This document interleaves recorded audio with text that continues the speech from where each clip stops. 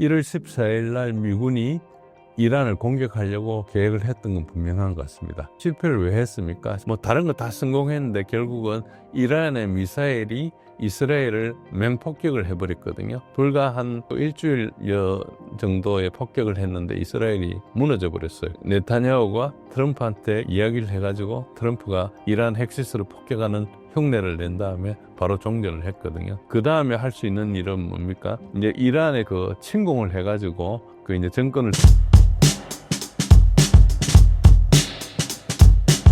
안녕하십니까. 진제일의 군사력 이야기 블로그를 운영하고 있는 진제일입니다. 오늘도 시청자 여러분들 만나고 지정학적 상황에 대해서 말씀드리려고 나왔습니다. 감사합니다. 러우 전쟁 가운데 프랑스 만행을 참교육한 러시아의 상황은 무엇인가요?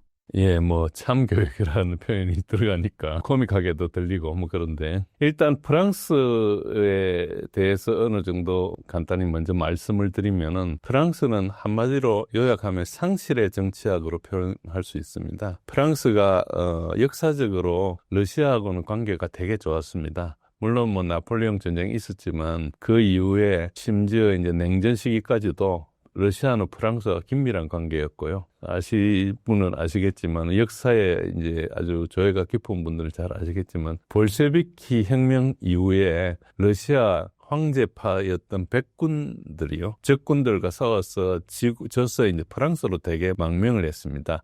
그러니까 프랑스가 전쟁에 패한 그 백군들, 장군들의 안식처가 된 정도로 그 프랑스하고 러시아 관계가 좋았어요. 물론 이제 황제 때 이야기입니다. 그리고 이분들이 한 20-30년 지나서 소위 말해서 러시아의 적백 간의 내전은 1920년대 초반에 있었거든요. 그리고 1922년, 23년쯤 되면 대부분 정리가 돼가지고 이 사람들이 이제 프랑스로 망명을 했는데, 이제 나치가 프랑스를 침공한 것은 금방 작전이 끝나서 프랑스를 금방 점령해버렸어요. 그래가지고 그게 이제 1940년대 이때부터는 이제 레지스탕스 운동이 일어나거든요. 근데 사실 그 레지스탕스 운동을 하려면은 군사적으로 경험이 있어야 되잖아요. 어떤 걸 조직할 줄도 알고. 그걸 누가 했는 거니까 러시아에서 망명한 소위 말해 러시아 황제 그 그룹의 백군 장군들이 조직하고 했어요. 프랑스 정규군들은 나치에 합병돼가지고 전쟁하러 나갔거든요. 그리고 실제로 레지스탕스 운동은 러시아의 그 백군 출신들이 했는데, 이분들은 뭐 나이가 들고 했으니까 어쨌든 정규군은 아니었지만은 어쨌든 그렇게 했었습니다.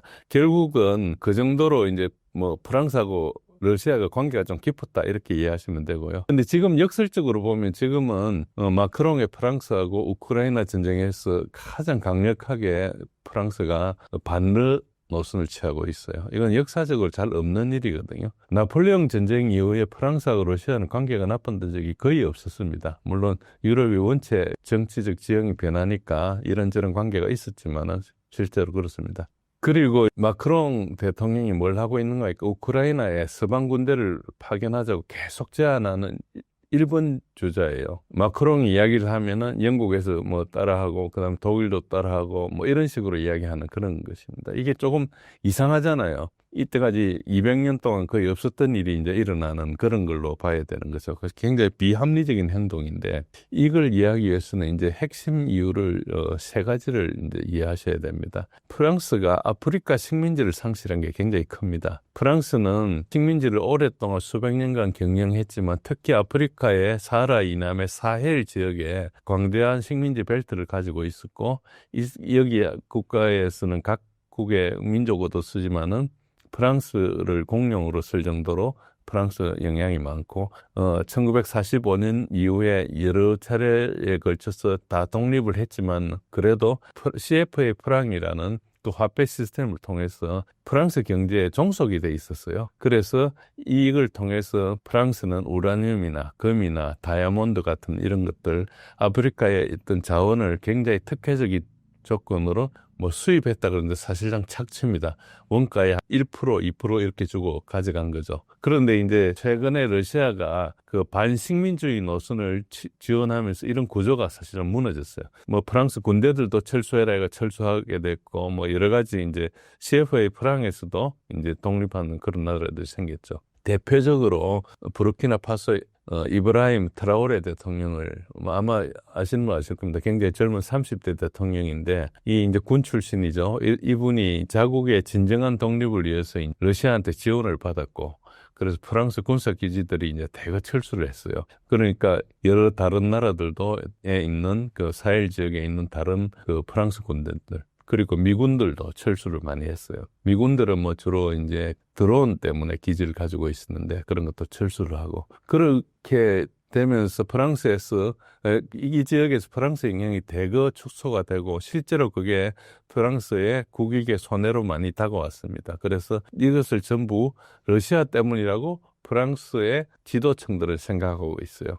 두 번째는 심리적 우월감의 붕괴입니다. 프랑스가 오랫동안 유럽의 어떤 문명을 선도했고 그래서 계몽된 유럽이다. 역시 뭐 아프리카 지역에 많은 식민지를 가지고 있었으니까 그런 생각을 했죠. 그리고 당연히 식민지인 아프리카는 미개한 아프리카라는 우월성을 가지고 있었는데 이제 이 지역에서 남아있는 게 뭔가요? 프랑코폰이라 프랑스 말을 사용하는 국가들이 굉장히 많습니다.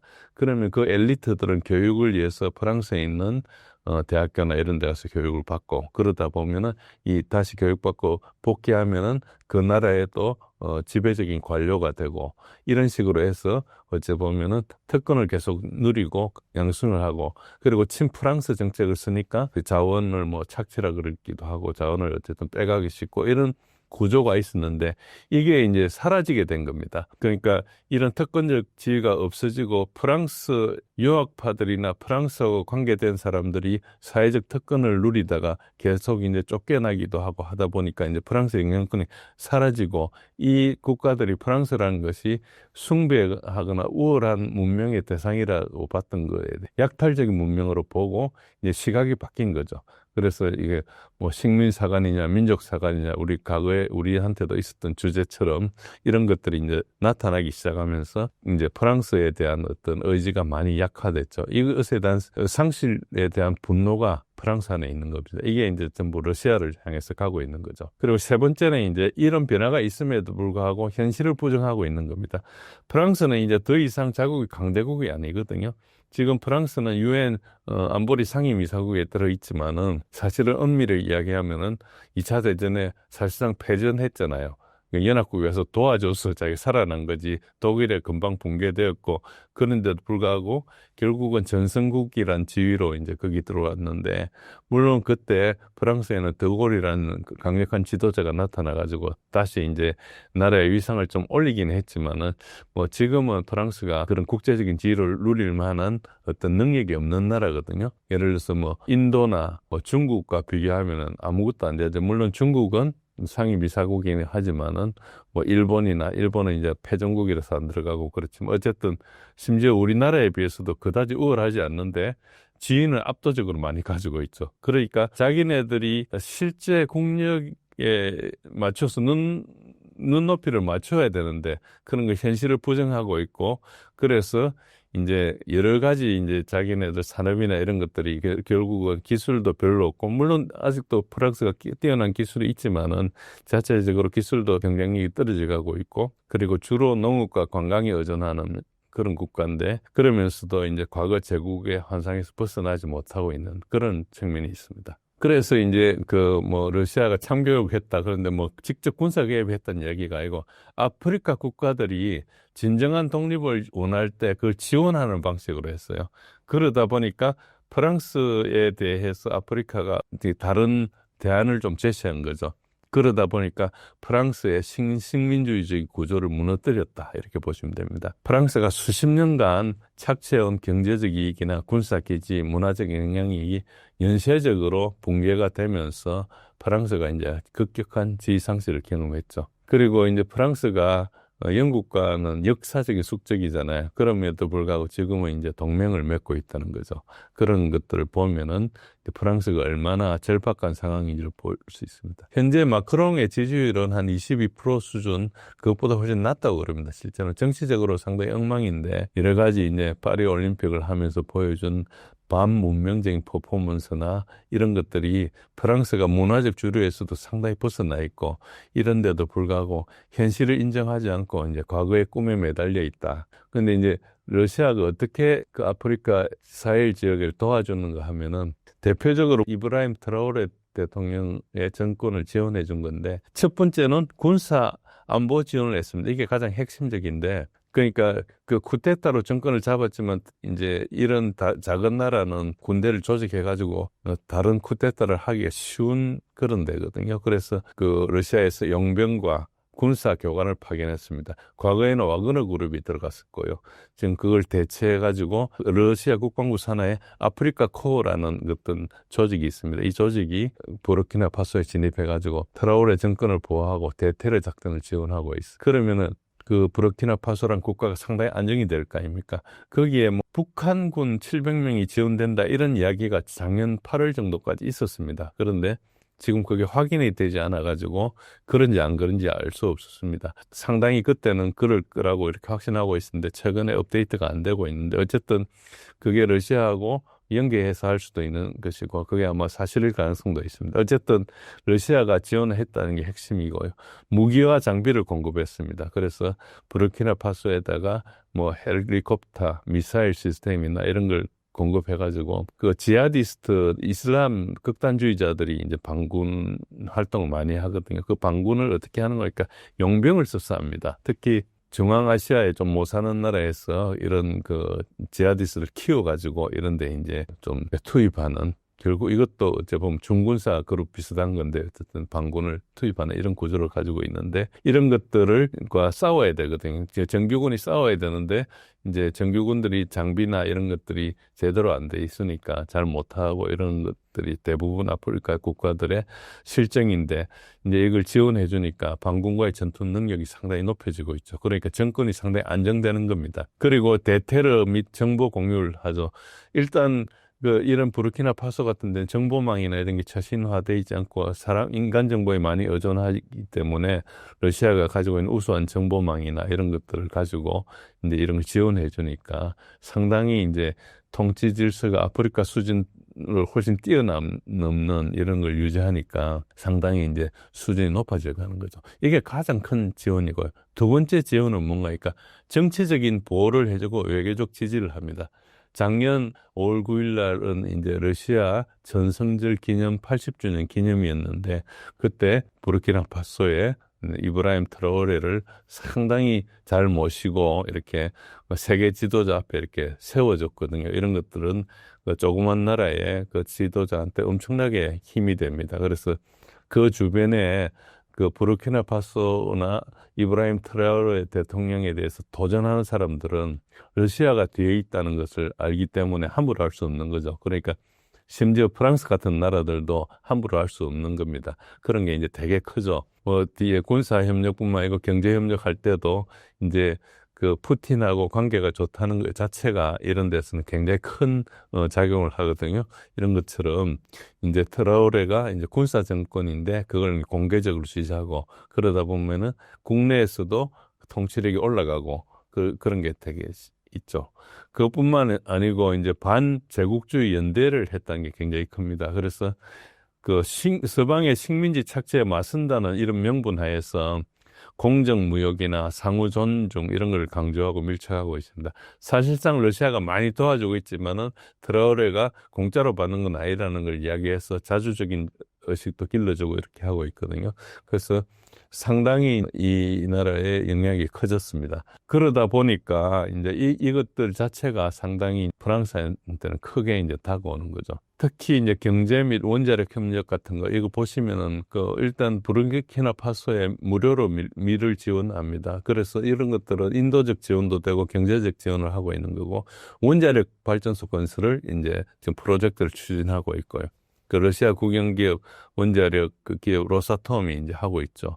로사톰이라는 건 세계 제일의 원자력 지금 사업을 하고 있는 데거든요. 그리고 위성통신이나 자원 개발하고 있습니다. 부르키나파소 같은 나라에서 독자적으로 저걸 하기가 되게 힘든데 그 나라가 작으니까 옆에 있는 니제르하고 묶어가지고 이제 로스코스모스라 해서 이제 러시아의 국립 그 위성 회사가 있습니다. 여기랑 협력해가지고 국경 감시나 통신을 위한 위성을 조단하니까 상당히 업그레이드가 되는 거죠. 어쨌든 그런 위성 통신 뚫리는 거 해도 아프리카 같이 그 통신 인프라 구축하기 힘든데 이게 하나 있다 해도 굉장히 대단한 것이거든요.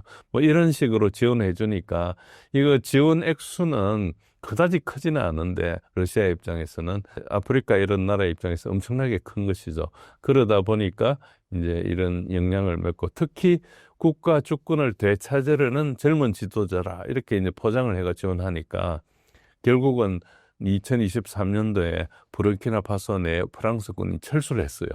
그리고 그 자리를 이제 러시아가 와서 뭐 점령하고 이런 건 아니지만 군사적 영향력을 먹어가지고 군사 장비도 지원해주고 훈련도 시키고 경비도 해주고 하면은 이제 좋아지는 거죠. 그러니까 러시아의 그 사헬 지역에 있는 아프리카의 조그만 나라의 국가 지도자가 그 같으면은 30대니까 뭐 정치만 잘하면은 뭐 60, 70대까지 하지 않겠습니까? 그러면 그 나라가 그 사이에 부정부패나 다른 게 없다면 엄청나게 발전할 거거든요. 그런 걸 지원해 주는 거니까 이게 작은 나라 입장에서 엄청난 겁니다. 그러니까 요게 작은 나라들이 자기가 국제적인 영향력이 없어서 뭔가 못하고 있는 그걸 약점을 이용해가지고 제국주의가 행행했는데 이것이 이제 벗어나니까 이게 하나의 비즈니스 모델이 돼가지고 이제 앞으로 프랑스가 이런 데 발붙이기는 되게 힘들게 됐다. 이렇게 볼 수 있습니다. 아직도 과거의 영광에 사는 유럽, 한국한테 완벽히 뒤처진 계기가 무엇인가요?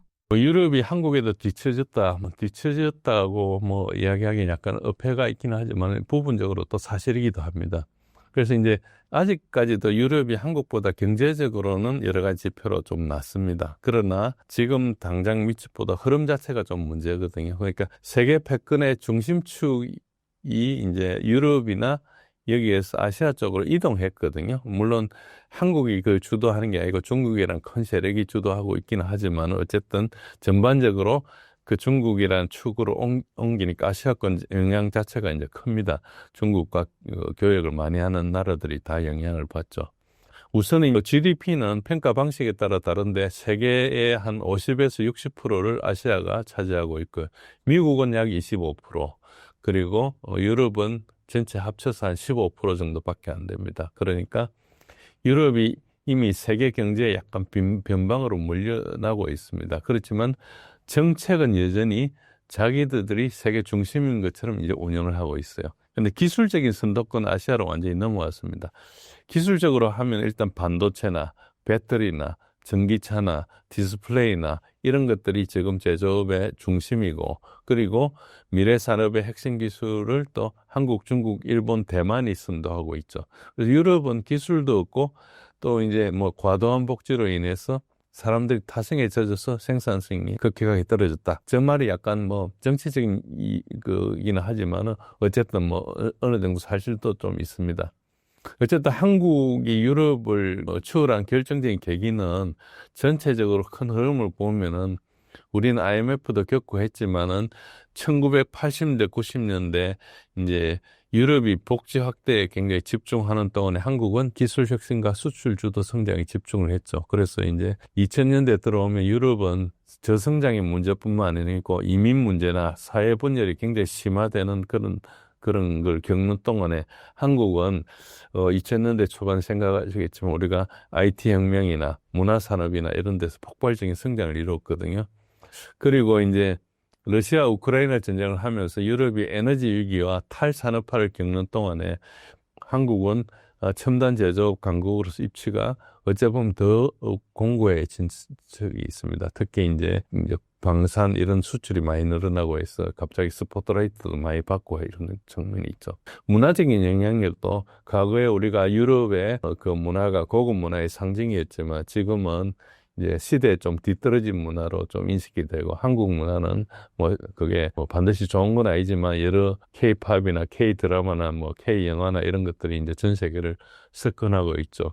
그래서 이것이 이제 단순한 문화의 현상이 아니고 국력의 반영이라 그럽니다. 그리고 이게 문화에 대해서는 뭐 어떤 절대적인 가치라는 건 있을 수 없잖아요. 그러니까 상대적으로 느끼는 건데 그 문화라는 것이 국력하고 좀 비례를 하거든요. 그래서 과거에 뭐 한 3, 40년 전에 이제 미국 같은 이렇게 이제 전 세계 여러 문화가 있는데 가보면은 뭐 식당에 가보면은 그 음식값을 가지고 대략 문화의 수준을 가늠할 수 있었어요. 뭐 프랑스 식당 뭐 이런 데 가면 이제 되게 비싼데 뭐 중국 식당 이런 데가 값싸고 이런 것들이 뭐 여러 가지 관계가 있겠지만은 이제 뭐 거기 사는 자기 동포들의 어떤 소득 수준하고도 관계가 있고 하겠지만 전반적으로는 그 나라의 음식도 하나의 문화니까 그걸 즐기는 이제 미국 사람의 일반의 어떤 선호도하고 관계가 있거든요. 그래서 과거에는 한국 식당에 뭐 미국인 친구를 데리고 가면은 먹을 수 없는 음식이 별로 없었어요. 뭐 순두부나 먹고 뭐 이랬는데 뭐 예를 들어서 된장찌개 이런 거 싫어하고 뭐 그랬는데 지금은 그런 건 또 다 좋아해요. 김치 같은 거 먹을 줄 몰라가지고 음식점에 가서 김치만 주문하고 아무것도 주문 안 하고 뭐 그랬거든요. 미국 친구들이. 근데 지금은 김치를 어떻게 먹는지도 알고 뭐 이런 정도로 어째 보면 그게 우리 국력이 그 사이에 3, 40년 사이에 성장하면서 이렇게 많은 사람들이 한국이라는 것에 대해서 알게 된 거죠. 그전에는 한국이 어디 있는지도 모르던 것처럼. 그런 것처럼 지금 프랑스의 상대적인 어떤 지위는 굉장히 하락했다. 뭐 프랑스가 가지고 있는 것은 뭐 비슷비슷하지만은 그리고 이제 아직까지도 패션 브랜드나 이런 것들을 프랑스가 주도하고 있긴 하지만은 저 큰 맥락으로 보면 약간 진언해다 이렇게 보면 됩니다. 그런 측면에서 보면 유럽이 앞으로 이제 선택할 수 있는 길은 뭐 여러 가지 모델이 있는데 일단은 뭐 강대국인 것처럼 행사하는 것보다는 자기 어떤 국력에 맞게 중재자 역할을 하고 새로운 정체성을 확립하는 것, 특히 이제 중립을 지키는 이런 것들이 굉장히 중요한데 그걸 선택할 수도 있고 아니면은 그냥 다른 데 간섭하지 말고 북유럽형으로 그냥 국민의 질 높은 복지국가만 추진을 하든지 아니면은 문화적 소프트 파워를 다시 재가동해가지고 그걸 이제 경제적 가치로 전환하는 어쨌든 허브형으로 이렇게 발전하는 이런 걸 해야 되는데 전 세계를 통치하면서 자기가 식민지를 관리하고 이렇게 하겠다는 이런 것들은 약간 시대착오적인데 이런 것들을 아직까지도 이제 그런 소위 말해서 과거의 향수에서 벗어나지 못하고 있는 것이 현재의 주소라고 볼 수 있습니다. 그러다 보면 이 현실에 적응하지 않으면은 앞으로 미래에도 잘 뛰어날 수 없다 이렇게 볼 수 있는 것입니다. 그리고 이제 독일의 경우는 이제 프랑스와 좀 다른데 이제 나치가 이제 범죄를 특히 이제 유대인을 학살하고 이런 것에 대한 문제가 굉장히 컸죠. 그런 죄책감 때문에 2차 대전하면서 독일이 죽인 그 사람이 한 3천 몇백만 정도 되거든요. 진짜 많죠. 소련 사람은 2,700만 죽이고요. 유대인만 600만 죽였어요. 그러니까 이런 그 전쟁 범죄에 대한 죄책감 때문에 국제사회에서 한마디도 안 하고 있었어요. 반성만 하고 살았는데 특히 이제 동방 정책을 하면서 이제 어째 보면은 자기네들은 이제 과거를 전부 다 잊고 과거를 이제 내가 잘못했으니까 우리 경제나 전념하고 살겠다 그러면서 이제 조용히 살았는데 그래서 러시아하고 관계가 되게 좋았어요. 그리고 나토에 가입한 것 자체도 상당히 이제 불만을 가지고 특히 80년대는 나토 운정도 하고 그랬었습니다. 그랬는데 어쨌든 러시아하고 굉장히 친했죠. 러시아를 이제 그 대신에 이제 악마화를 하고 있어요. 러우 전쟁을 하면서. 그래서 러시아가 침략자고 우크라이나가 멀쩡한 민주주의 국가인데 그거를 그 소위 말해서 독재 권력인 그 푸틴이 뭐 침략했다 이런 내러티브를 가지고 이렇게 이야기를 했죠. 그러다 보니까 러시아가 나쁜 사람이니까 독일이 그동안 가지고 있었던 그 소위 나쁜 사람으로서의 어떤 죄책감, 도덕적 면죄부를 이제 얻는 기회가 됐죠. 그래서 그 기회를 타고 이제 노르드 스트림이 파괴가 됐을 때도 아무 이야기를 안 했어요. 대응을 하지 않고 침묵을 지키고 GDP가 마이너스 성장이 되고 기업이 다 뜯어가지고 해외로 이전하고 있는 이런 데에서도 그냥 그 소위 말해서 러시아는 나쁜 거라는 그 내러티브에 매몰돼가지고 그렇게 지내왔었거든요. 근데 이게 이제 지속 불가능한 상황이에요. 그래서 국민들이 원하기로는 러시아에 대해서 조금 더 제대로 된 평가를 하고 러시아 관계를 이렇게 좋게 하자는 그런 주장을 하는 정당이 있는데 그게 독일 대한당입니다. AfD가 있는데 거기가 지금 지지율 1등입니다. 지금 메르츠가 잡고 있는 기민당이 1등이 아니고요. 그래서 만약에 독일에서 정치적인 어떤 혁명이 일어나서 대한당 같은 세력이 정권을 잡는다면은, 지금 현재로는 상당히 불가능하지만 그걸 잡는다면은 독일은 러시아하고 급격하게 다시 친해질 수 있습니다. 그렇게 되면은 이 유럽 전체 구도가 완전히 바뀔 것입니다. 그런데 이게 가능하려면 독일이 정치 개혁이 일어나야 되는데 그것이 상당히 지금 분절된 상태이기 때문에 개혁은 어렵다. 그렇지만은 이것이 이제 확률이 낮지만은 독일에서 만약에 지지가 많이 올라간다면 가능하다. 그렇게 보고 있고요. 그래서 이제 지금 독일 대한당은 AfD라는 데는 어떻게 독일에서 정치 공학적인 위치를 차지하고 있는가 하면은 다른 정당들이 독일 대한당은 나치당으로 분류해 버렸어요.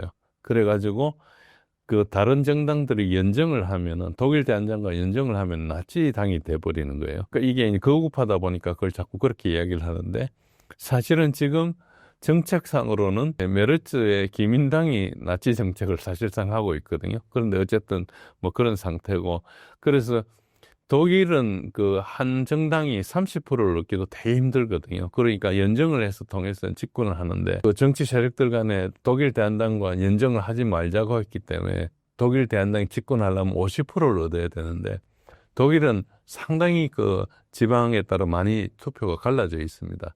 통일도 비교적 늦게 됐고 그래서 지역색이 굉장히 강하다 보니까 그런 측면이 있어서 독일 대한당이 50%를 지지를 얻는다는 것은 상당히 어렵다. 그래서 연정으로 정권 교체가 이루어지는 독일의 정치 현실에서는 사실상 배제된 상태고 그렇습니다. 아시는 분 아시겠지만 작년 지방선거를 앞두고 독일 대한당 후보 7명이 급사를 했어요. 뭐 때문에 죽었는지 모르지만은 그래서 이런 정치 공작 같은 게 있다고 사람들이 의심을 하고 있어요. 저도 이런 경우고요. 그렇습니다.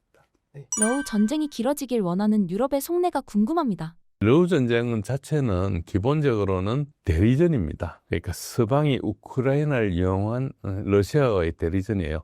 모든 게 러시아가 우크라이나를 침공했기 때문에 우크라이나가 러시아한테 일으킨 전쟁이라 생각하시지만 맥락을 보면 그렇지 않습니다.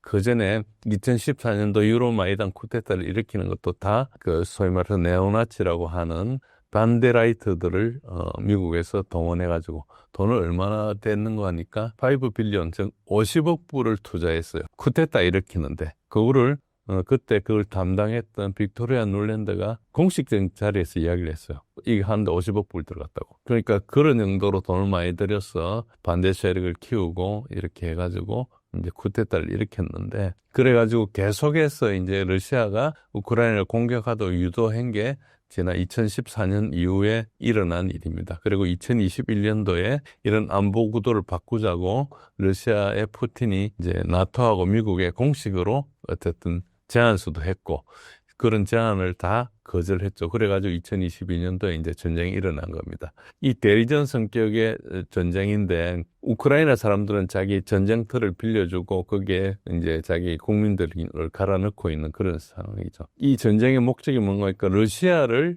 전쟁을 계속하게 해서 경제를 피폐하게 하고 경제 피폐의 결과로 국민들이 더 이상 살기 힘들어지니까 그러면 푸틴 정권에 대한 반대 소요가 일어날 거다. 그러면은 그 반대 소요에 일어나는 것을 가지고 정권을 뒤집어서 러시아라는 나라를 32개 나라로 쪼갠다. 이게 이제 계획이에요. 그러니까 전쟁을 오래 하면 오래 할수록 러시아는 계속 국력이 약해질 거라는 기대를 가지고 있죠. 근데 러시아는 이걸 어떻게 대응했는가 하니까 전쟁을 해가 우크라이나를 확 잡는 게 아니고 계속 소모전을 해가지고 우크라이나하고 이걸 지원해주는 나토 국가들이 경제적으로 견딜 수 있게 만드는 겁니다. 그 방법이 뭔가 할까? 이제 소위 말해서 인도와 중국이나 이런 범남방 네트워크를 가지고 경제 제재를 피하고 이렇게 했던 거죠. 그래서 이런 경제 전쟁에서 러시아가 이긴 겁니다. 물론 물리적인 전쟁에서도 러시아가 이기고 있지만은 결코 뭐 영토를 점령하게 들어가겠다 이런 것보다는 이제 우크라이나 전쟁을 하기 위해서 엄청나게 지원을 해줘야 되는 거. 지원을 해주는 과정에서 유럽 국가들이 거의 망했고 그리고 미국도 상당히 힘들어졌어요. 그런 상황이 왔기 때문에 어쨌든 전쟁을 계속하고자 하는 유럽의 입장에서는 아직도 러시아가 조금 더 전쟁을 하면 러시아가 무너질 믿음을 가지고 있는 거죠. 그것이 사실과 부합하지 않는데도 불구하고 지금 그 이끌었던 사람들이 아직도 정권을 잡고 있기 때문에 이제 끌고 나가고 있습니다. 정치적으로는 이 사람들이 이제 어찌 보면은 우크라이나가 패전을 하고 종전을 하게 되면은 어쨌든 그 종전 협상을 해야 되고 협상하는 과정에서 이 모든 게 다 드러날 거기 때문에 그 패전의 책임을 이제 이 유럽의 정치인들이 이제 져야 되거든요, 정치적으로. 근데 그게 이제 불가능한 상태죠. 그래서 차라리 그냥 이렇게 하다가 선거를 통해서 정권 교체되고 말겠다는 생각을 가지고 있지, 무릎을 꿇을 생각을 하고 있지 않는 거죠. 그래서 이게 어쩌면 관료주의적인 함정에 이제 갇혀 있는 거다, 이렇게 보시면 됩니다. 트럼프 대통령은 이전에 겪어보지 못한 수준으로 보복하겠다고 말했습니다. 이란을 공격할 의지도 있는 건가요? 이란에 대해서 미국이 추구하는 것은 핵 문제도 아니고 아무것도 아니고요. 정권 교체입니다. 정권 교체이고 이게 미국이 추구하는 게 분명하긴 합니다. 미국이 추구하는 게 제가 과거에 한번 설명드린 적이 있는데 2009년도 브루킹스 연구소 보고서를 한번 찾아보시면은 그걸 명확하게 알 수 있는데 거기에 여러 챕터가 있는데 챕터 5에서부터 9까지 가는 과정에서 챕터 5를 실행한 게 작년 6월 달에 있었던 12일 전쟁이고요. 그게 비비에게 맡기기, 네타냐후한테 시켜서 전쟁을 하게 한다는 것이고요. 그 다음에 있는 게 두 번째가 벨벳 혁명을 일으킨다. 그리고 그 다음에 분란을 일으킨다. 그러니까 폭동이나 시위를 일으킨다. 그리고 정권을 교체를 한다. 이런 순서로 가고 있어요. 그걸 위해서 이제 군사적으로 하는데 많은 사람들을 관측하기에 1월 14일 날 미군이 이란을 공격하려고 계획을 했던 건 분명한 것 같습니다. 그렇게 이제 알려져 있고, 그런데 이제 포기를 했죠. 어떤 문제가 있었는가 하니까 그 시리아를 보시면 됩니다. 시리아에 오랫동안 분란이 있다가 2024년도에 어떤 일이 일어났습니까? HTS가 와가지고 아사드 정권을 붕괴시켰어요. 아사드 정권 사람들을 매수했다고 알려져 있습니다. 뭐 월급도 제대로 못 주는 군인들을 그냥 돈 주고 매수해가지고 쉽게 이제 무일 입성을 한 상태에서 아사드 정권 물러났어요. 그럼 아사드 정권이 없어지고 난 다음에 이스라엘이 한 일이 뭡니까? 시리아를 폭격을 마음껏 했어요. 슈팅 레인지처럼 그야말로 사격 연습장처럼 폭격을 했어요. 그래가지고 과거에 지금 이스라엘 점령하고 있는 골란 고원이 시리아 땅이었는데 아직까지 그게 시리아 땅이에요, 공식적으로. 그런데 그걸 점령하고 주지 않고 있었죠. 지금은 이스라엘 그걸 주지 않아도 될 정도로 시리아 정권이 무너진 상태죠. 이후에 막 폭격을 해버려서 그래가지고 폭격을 한 것은 뭔가니까 이스라엘의 위협을 줄 만한 것들을 다 없애버리는 거죠. 세력을 없애고 나면은 결국 어떻게 됩니까? 언젠가 이스라엘이 시리아 땅으로 진출을 할 거예요. 그러니까 이스라엘은 유엔에서 승인해줬는데도 불구하고 아직 자기 나라의 국경을 확정을 안 지었어요. 유엔에서 확정을 지어라 했는데 아직 확정을 안 짓고 있는 거예요. 그래서 이스라엘은 그 광활한 영토를 다 차지할 생각을 가지고 있고 그레이트 이스라엘이라는 걸 가지고 있어요. 이란을 어떻게 생각하는 거니까 이란에 작년 6월 달에 공격을 해가 실패를 했죠. 실패를 왜 했습니까? 실패를 한 이유가 뭐 다른 거 다 성공했는데 결국은 이란의 미사일이 이스라엘을 맹폭격을 해버렸거든요. 불과 한 1, 2주일 정도, 2주일도 안 되고 일주일 정도의 폭격을 했는데 이스라엘이 무너져 버렸어요. 거의. 그래가지고 네타냐후가 트럼프한테 이야기를 해가지고 그러니까 트럼프가 이란 핵시설을 폭격하는 흉내를 낸 다음에 바로 종전을 했거든요. 그래서 거의 끝났는데 그러니까 그 다음에 할 수 있는 일은 뭡니까? 이제 이란의 정권 교체를 하려면은 그 침공을 해가지고 그 이제 정권을 드러내야 되는데 그렇게 하려면은 우선 내부에 혼란이 일어나야 돼요. 항상 모든 것들은 내부에 먼저 분란을 일으키잖아요. 6.25 때 김일성이가 내려올 때 박헌영이가 내부에서 다 봉기를 하기로 준비했었는데 막상 김일성이가 내려왔을 때 봉기가 안 일어났잖아요. 그래가지고 나중에 박헌영에 대해서 김일성이가 뭐 이렇게 혼내기도 하고 이랬던 이야기가 있었는데 어쨌든 내부 봉기가 되게 중요한데 일단 이번에 리알라를 폭락시켜가지고 그거는 뭐 그 모사드에서 잘 했던 것 같아요. 폭락을 시켜가지고 그란드 바자르 상인이 일어나가지고 시위를 했는데 상당히 평화롭게 시위가 진행되다가 어느 시점부터 이제 폭력적으로 변했죠. 나중에 보니까 그 안에 모사드 요원들이 들어와가지고 그 안에 여러 가지를 했었죠. 그걸 또 마이크 폼페오 전 국무장관이자 전 CIA 국장이었던 사람이 그걸 또 이야기를 했어요. 모사드 요원들이 지금 하고 있다. 이걸 이야기를 뭐 자신 있으니까 했겠죠. 그런데 문제는 그걸 이란이 잘 차단해버렸어요. 인터넷을 닫아버리고 그 다음에 스타링크를 다 제거를 했죠.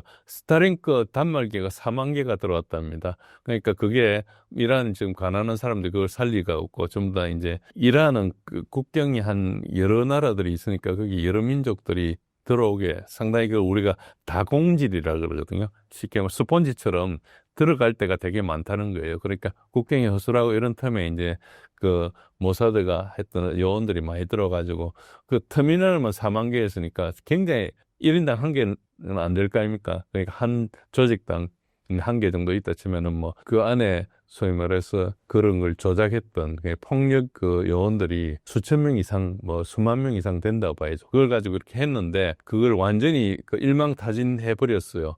특히 거기에 사용된 장비들이 이제 러시아하고 중국제 장비들이 들어왔다. 그래가지고 이제 무르만스크라는 전자전 시스템이 있는데 위성 통신을 통제하기는 굉장히 힘든 게 위성이 굉장히 빠른 속도로 광역을 움직이기 때문에 제밍하기가 되게 어려워요. 신호 자체는 제밍하기 쉽지만 어려운데 러시아에 있는 토볼이라는 시스템이 토볼 가지고는 업링크, 다운링크 제밍이 좀 쉽다 그럽니다. 근데 그 기술은 정확히 알려져 있지 않는데 러시아 우크라이나 전쟁의 스타링크를 러시아가 통제하는데 그런 기술이 쓰였거든요. 실제로. 그리고 또 뭐까지 되는 거니까 위성 신호를 추적해가지고 그 추적해는 단말기의 위치를 파악하는 거. 그리고 중국 기술로는 거기에 들어가가지고 안에서 이제 제밍 수준이 아니고 스푸핑을 해가지고 그 안에 있는 정보를 빼내는 이런 기술이 있다고 합니다. 근데 이것들은 지금 확인이 될 수가 없고 지금 소문으로 떠돌고 있기 때문에 추정만 하고 있는 건데 그런 기술이 쓰인 것은 거의 분명한 게 스타링크가 거의 스탑돼 버렸고 스타링크 단말기를 가지고 있던 사람이 굉장히 대거 체포돼 버렸거든요. 그런 말은 뭐니까 전파를 받고 쓰는 것뿐만 아니고 전파를 받는 사람들의 그 위치까지 다 파악이 됐다는 것이죠. 그리고 그 메시지를 들어가서 봤다는 것이거든요. 그러니까 여기 기술이 많이 들어갔다고 볼 수 있는 거죠. 그래서 결국은 그 소요 사태가 그냥 중지돼 버렸어요. 그러다 보니까 그 다음에 이제 공격을 못 하잖아요. 그래서 트럼프가 뭘 이야기했는 거니까 이제 그 시위해가지고 체포된 사람을 이렇게 이제 막 사형시키겠다 이렇게 했는데 그 사형을 안 시키고 미뤘다는 이유, 그걸 핑계로 침공을 안 했어요. 그런데 침공 안 한 게 아직까지 그때 군사력이 들어왔기 때문이라는 설도 있고 여러 가지 있기 때문에 침공 가능성이 앞으로 계속 남아 있습니다. 그래서 지금 멈춘 건지 멈추지 않은 건지는 알 수가 없지만은 지금 그런 상태로 진행되고 있다. 그래서 만약에 소요 사태를 통해서 정권이 불안정하거나 그런 상태가 돼가 정권이 넘어간 상태였으면은 이스라엘이 들어가 마음껏 공격했을 거다. 시리아처럼. 그래서 마음껏 부쉈을 건데 그 상태에 못 갔기 때문에 지금은 오히려 그 인터넷이 끊기고 나니까 국민들이 대거 나와가지고 그 지지 시위, 그러니까 이 침략에 대한 특히 이제 최저 전복에 대한 항의 시위도 하고 이렇게 해가지고 오히려 더 뭉치게 돼가 정권이 더 안정화됐어요. 그래서 지금 현재 상태에서는 공격하기 상당히 힘들어져 있지만은 앞으로 이란의 과제는 뭔가 그러니까 경제 붕괴가 가장 큰 문제잖아요. 그래서 경제를 살리는 문제가 중요한데 그것이 그렇게 쉽지가 않다. 그런 숙제가 있기 때문에 다시 이걸 공격할 수는 있는데 당장 지금 우리가 제5열이라 하는 소위 말하는 전복 세력들이 대거 소탕이 된 상태거든요. 이런 것들은 1, 2년에 준비하는 게 아닙니다. 그러니까 이거는 트럼프가 아니고 바이든이나 그 이전부터 다 이런 세력을 준비해놨다고 볼 수 있는 거거든요. 그래서 이게 대거 소위 말해 소탕이 됐기 때문에 다시 이 세력을 살리려면 상당히 시간이 걸리기 때문에 이런 식의 작전은 앞으로 좀 제한이 될 건데 이게 있거나 말거나 경제 정책이 실패하면은 이란을 계속 취약할 수밖에 없는 게 러시아처럼 이런 경제 제재나 이런 걸 잘 대비하거나 이런 게 아니고 이란은 상당히 아직까지 취약한 상태에 있고 또 종교적인 국가다 보니까 이런 것 정책의 유연성을 좀 못 가지고 있는 그런 측면이 좀 있고 또 과거 이제 페르시아 제국의 어떤 자존심이나 이런 것 때문에 다른 나라하고 협력도 제한되는 거 아닌가 이런 부분에 대해서 좀 의심하고 있습니다. 그것은 이제 데이터가 없기 때문에 알 수가 없는 거지만은 그러나 러시아하고 중국이 엄청나게 이란 무너지지 않게 돕고 있다 이렇기 때문에 뭐 쉽게 넘어간다 이렇게 보기에는 상당히 어렵다 이렇게 볼 수 있습니다. 미국도 손절 시작했다. 20년 내 망할 위기인 유럽의 상황은 어떤가요? 현재 유럽의 경제 상황을 한마디로 하면 경제 초토화가 됐다. 이 표현이 좀 과장이 아닙니다. 더 심각한 것은 미국마저 유럽에 대한 지원을 축소하고 있다는 겁니다. 그러니까 특히 에너지 위기가 굉장히 중요한데 유럽에서 러시아 에너지를 수입하던 것이 한 40% 선에 있다가 10% 선으로 감소했거든요. 그러니까 4분의 1 토막 났다고 보면 됩니다. 에너지를 수입하는 국가 입장에서는 러시아로부터 값싼 천연가스와 값싼 석유를 수입했었어요. 그런데 이것이 이제 생산 단가를 굉장히 낮추는 데 기여를 하죠.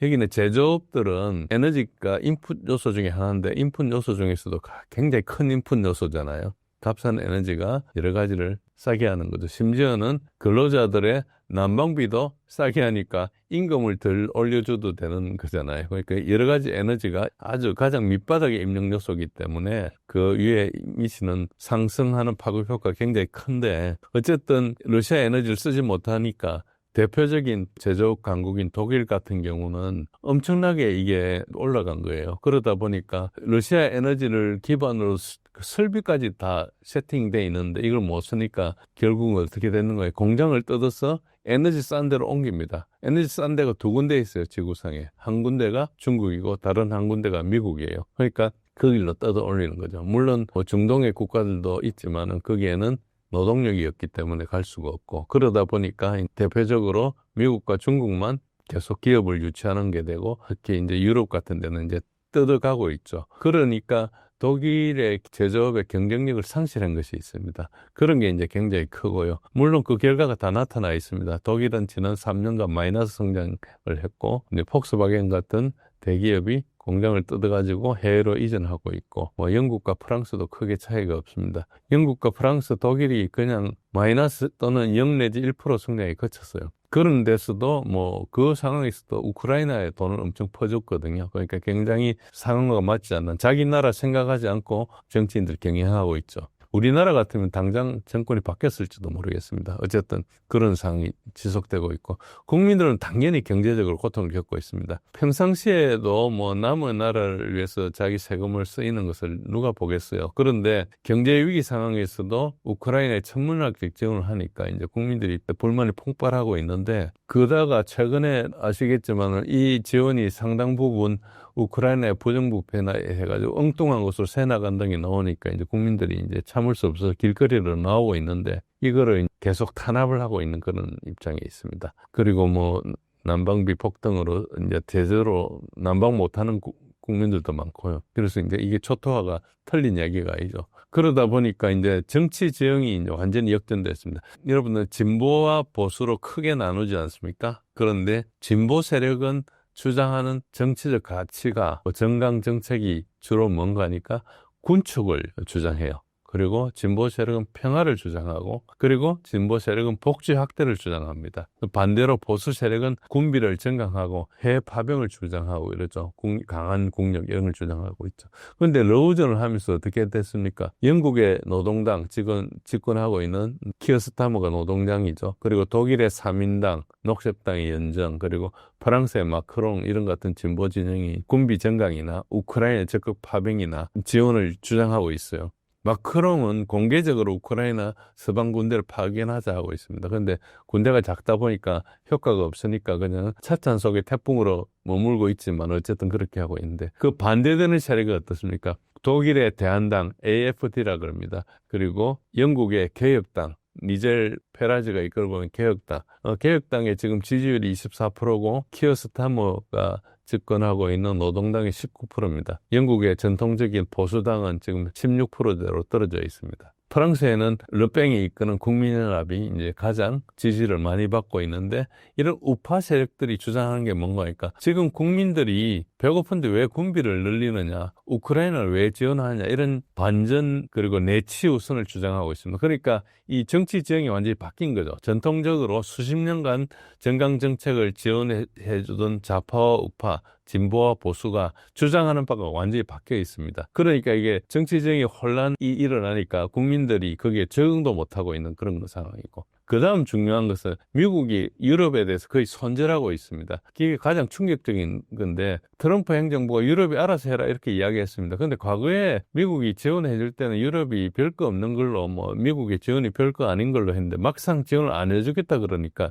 유럽의 문제가 많이 드러나는 거죠. 과거에 이제 미국은 러시아가 과거에 소련도 그랬지만 유럽 지역에서 강제로 부상한 걸 막으려고 유럽을 지원을 해줬어요. 그런데 지금 트럼프는 러시아가 자기 지역에서 헤게모니를 행사하겠다는 건 당연하다. 우리는 여기 서반구만 지키겠다. 우리 소위 말해서 우리 뭐 조폭들이 하기는 나와바리 있지 않습니까? 내 지역만 하겠다. 그래서 러시아가 그 동네를 장악하고 있는데 어떤 조직 폭력배가 마피아가 어떤 구역을 담당하고 있는데 나는 안 하겠다. 나도 마피아고 내 지역을 아는데 다른 마피아가 다른 지역을 통제하는 것에 대해서 내가 힘도 없는데 가가지고 장악하지 않겠다. 그러니까 안 하겠다 이렇게 이야기한 거죠. 거의 마피아 논리로 이야기한 겁니다. 어쨌든 그전에는 뭐 자유가 어떻고 민주주의가 어떻고 이런 이데올로기를 가지고 영향을 행사하다가 이제 미국의 국력이 그게 안 되는 거예요. 그거 하다가 빚만 지고 하니까 이제 안 하다 보니까 문제는 그 사이에 미국의 영향력 아래 있으면서 그 보호를 받아가면서 그게 공짜인 줄 알고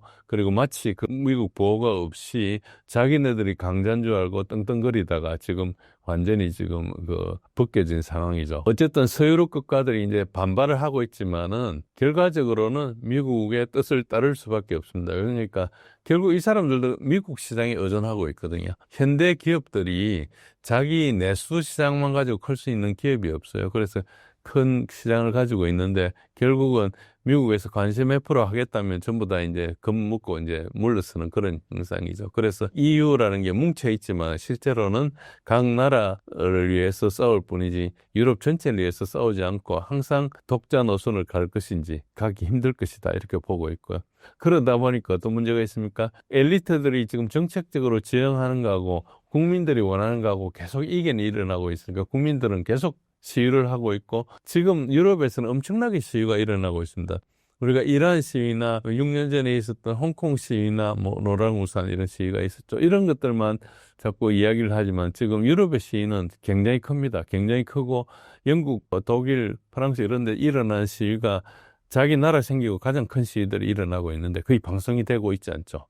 그러니까 대부분 모르고 있습니다. 그 정도로 굉장히 탄압이 심하고 영국 같은 데서는 온라인으로 뭔가 잘못하면 바로 감옥에 잡아갑니다. 우리 같으면 댓글 악플 하나 잘못 들었다가 10년, 15년형을 받고 이런 그런 탄압적인 걸 하고 있어요. 그러니까 지금 왜 탄압적으로 하냐? 그거 말고는 지금 잘못했다고는 다 뒤집어질 판이거든요. 그러니까 경제는 무너지고 국민은 고통을 받고 정치는 혼란에 빠져 있는 게 지금 현실입니다. 과도한 복지로 위기를 맞은 유럽이 살아남기 위해선 5년과 10년 안에 어떤 형태로 변화돼야 할까요? 복지가 과도하다 이것은 틀린 말도 알긴 하지만 보면 이 질문의 프레임이 잘못된 거라고 저는 생각합니다. 그러니까 복지가 과도해서 유럽이 위기를 맞았다. 이거는 신자유주의에서 오랫동안 주장한 이데올로기 연막탄이라고 저는 보거든요. 그러니까 실제 데이터를 보면은 복지하고 경제 성장이 제로섬 관계에 있다고 주장하는 이게 맞지가 않습니다. 그러니까 거기 제로섬이라면 복지가 강하면 경제가 후퇴해야 되고 경제가 성장하면 복지가 줄어들어야 되다. 즉 내가 가진 돈으로 복지에 투자하느냐 아니면은 경제 성장에 투자하느냐 이런 걸로만 보는 것은 약간 잘못이라는 거예요. 그게 맞지가 않고 제로섬이 아닌 겁니다. 우선 예부터 말씀드리면은 북유럽은 특히 스웨덴이나 덴마크, 노르웨이는 세계적으로 가장 관대한 복지국가입니다. 공공지출이 GDP의 50% 이상이에요. 그런데도 경제 성장률은 세계 최상위권에 있습니다. 이런 데는 GDP도 상위권에 있고 생산성도 좋고 혁신지수도 좋고 그리고 글로벌 경쟁력 지수가 1, 2위권입니다. 근데 남유럽은 이탈리아, 그리스, 스페인, 우리가 소위 말해서 피그스라는 거기에는 복지 지출이 북유럽보다 훨씬 낮은데도 공공지출이 이제 40% 이하니까 이제 굉장히 낮죠. 낮은 편인데도 경제 성장은 북유럽보다 낮아요. 그러니까 복지가 좋은 데가 성장이 많고 복지가 나쁜 데가 성장이 낮으니까 이 예로만 보면은 제로섬이 아닌 거예요. 그러니까 핵심이 뭔가 하니까 복지냐 이제 성장이냐 이런 이야기는 경제 성장을 위한 모델을 못 만들어낸 관료들이나 그쪽 세력들이 만들어낸 어째 보면 연막탄이라고 봐야 돼요. 핵심은 뭔가 자기 경제 구조에 맞게 성장 정책과 복지 그거를 디자인해야 되거든요. 그 설계를 제대로 못 해놓고 엉뚱한 모델을 가져와서 잘못된 데 적용을 해가지고 소위 말해서 그 나라의 국가 발전 모델을 망가뜨린 사람들이 그걸 뒤집어 씌우거나 아니면 거기에서 조금이라도 이익을 보자고 하는 세력들이 하는 이야기예요. 그래서 이게 제로섬이 아니면 뭐가 되냐면 이게 굉장히 정교한 디자인을 해야 되는 거예요. 그러니까 이 정교한 디자인을 못 해내고 나서 결국은 그 실패한 책임을 돌리기 위한 그런 어떤 이데올로기적인 거라 이렇게 볼 수 있습니다. 대표적으로 덴마크를 들어보시면 이해가 될 겁니다. 덴마크에는 플렉시큐리티란 말이 있습니다. 유연하면서도 안정성이 있다. 간단히 말씀드리면 덴마크가 해고가 되기 쉽습니다. 해고가 쉽지만은 그 다음에 해고된 노동자는 2년 동안 내가 해고되기 직전 임금의 90%를 받아요. 그 사이에 2년 동안 준비해가지고 얼마든지 다음 직장을 갈 수 있어요.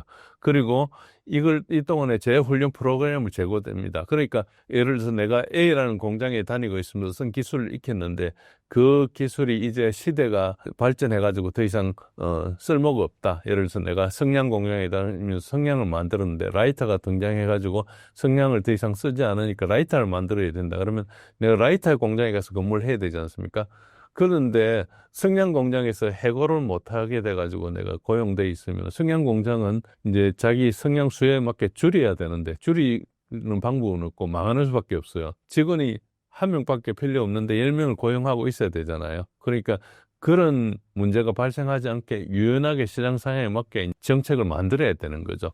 그래서 복지가 강해도 이런 재교육 프로그램을 해서 이 노동자를 성냥 공장 노동자에서 라이터 공장 노동자로 빨리 전환할 수 있으면은 이 기업이 다른 걸 할 수 있는 거죠. 아니면 이 기업이 현상에 맞게 줄이고 다른 기업으로 탈바꿈할 수 있는 게 사회적으로 보장이 되어 있는 겁니다. 그러니까 그 결과로 이 생긴 유연성 때문에 기업 입장에서는 여러분 취직하는 게 쉽습니까? 해고하는 게 쉽습니까? 구인난 시절에는 어디 가나 직장하기 쉽지만은 기업 입장에서는 내가 이 직원을 한번 고용해가지고 만약에 해고할 수 없다면은 한 사람 뽑는데 엄청나게 신경을 쓸 거예요.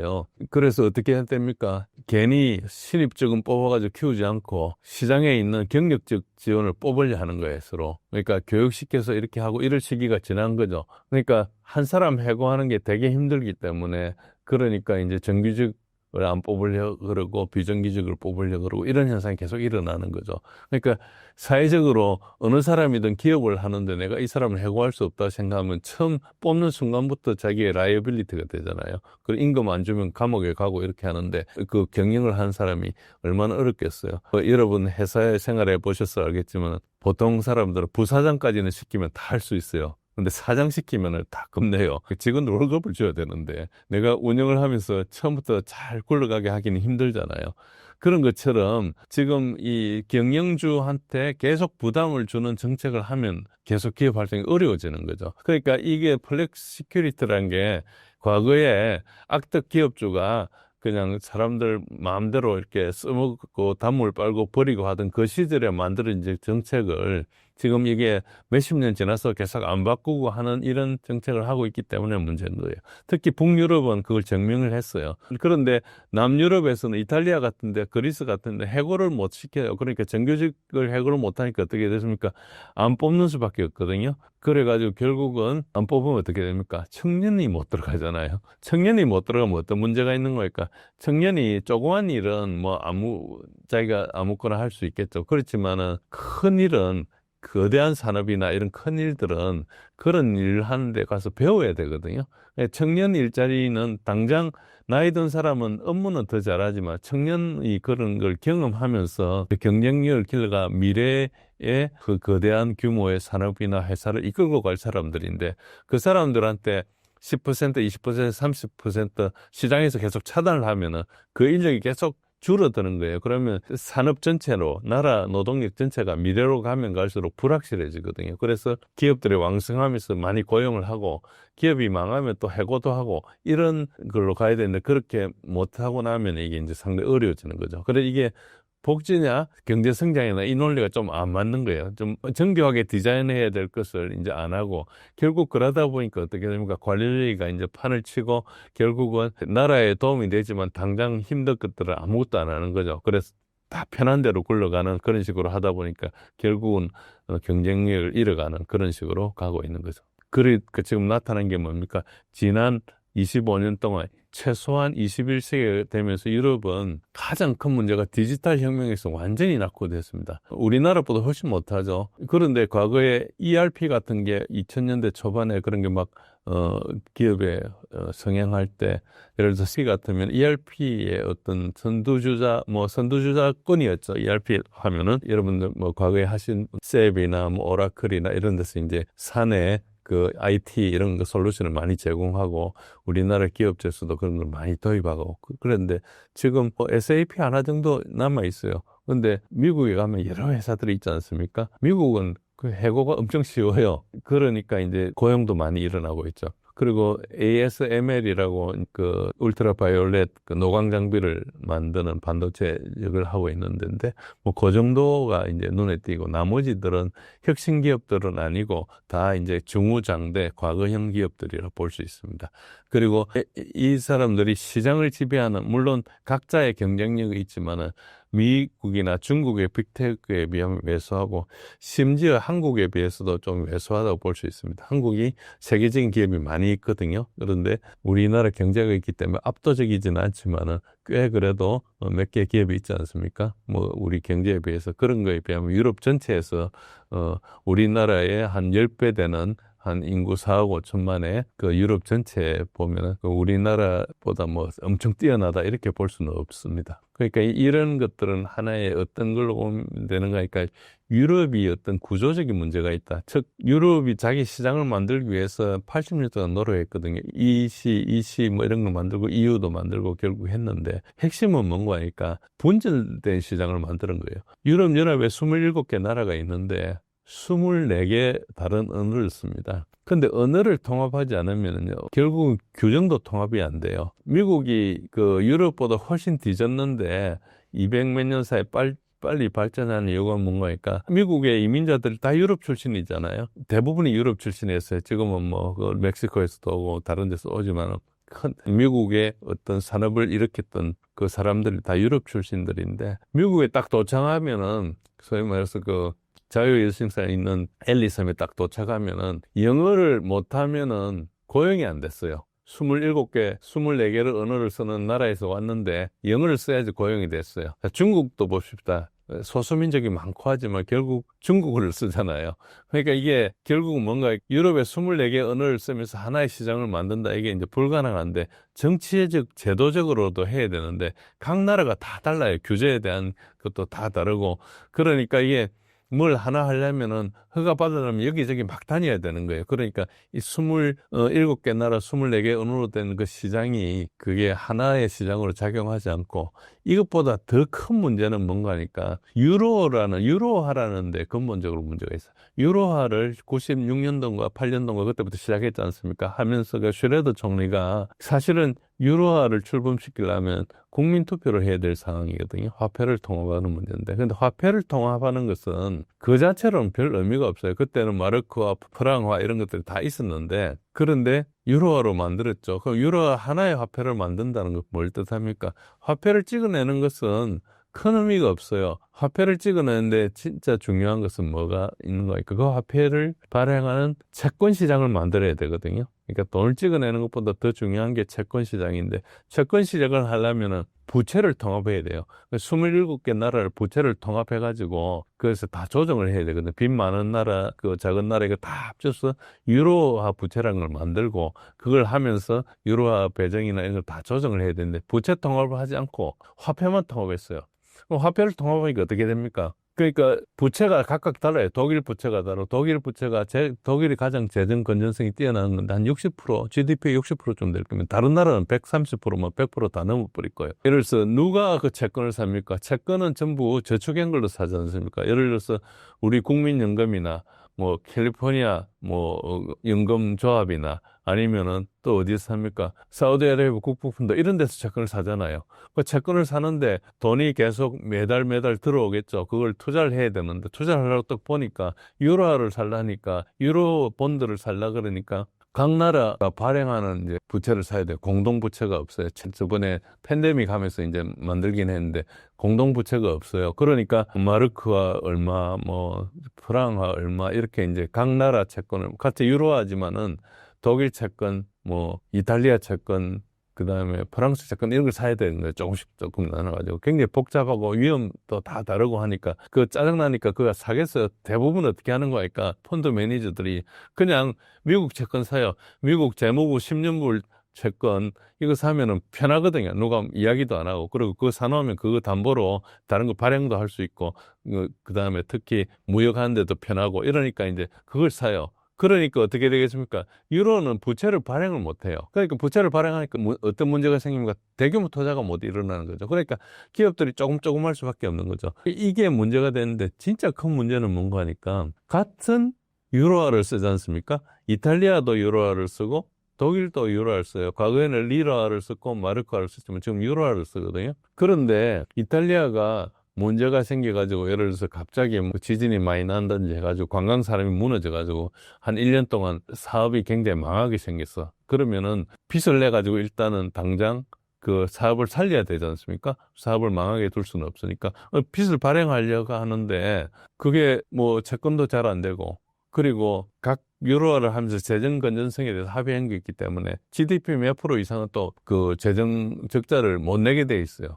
그러니까 옛날에 자기 화폐를 썼으면은 통화를 그냥 이탈리아 통화를 약화시키면 되거든요. 그러니까 환율을 그냥 높이 버리면 되는 거예요. 예를 들어서 옛날에는 1달러에 무슨 1,000원 했었는데 지금 나라가 힘드니까 1,200원 해가지고 일단 그러면은 값 싸니까 산업이 살아날 거 아닙니까? 수출도 되고. 일단 빚은 늘어나지만 당장 사업이 들어가니까 그 다음에 그 충격을 흡수할 수 있죠. 물론 수입하는 사람 손해를 보겠지만 당장 수출해 먹고 사니까. 그러니까 이런 자기가 밟고 나면 생기는 어떤 순기능은 하지 못하고 그리고 본드는 발행 못하고 그러니까 결국 어떻게 됩니까? 경제가 계속 왜곡되는 거예요.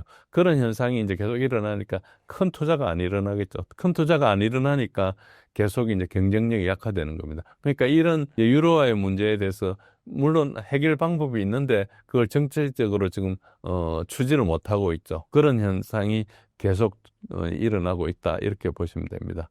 그래서 앞으로 이게 유럽이 이런 변화 과제나 이런 것도 분명해요. 복지 시스템을 재설계하고 디지털 인프라에 대규모 투자를 하고 유로 본드를 발행하고 연금 개혁을 하고 러시아의 관계를 정상화하고 우크라이나 전쟁 지원을 중단하고 이런 자구책을 5년 내에 10년 동안 하면 다시 살아날 수 있어요.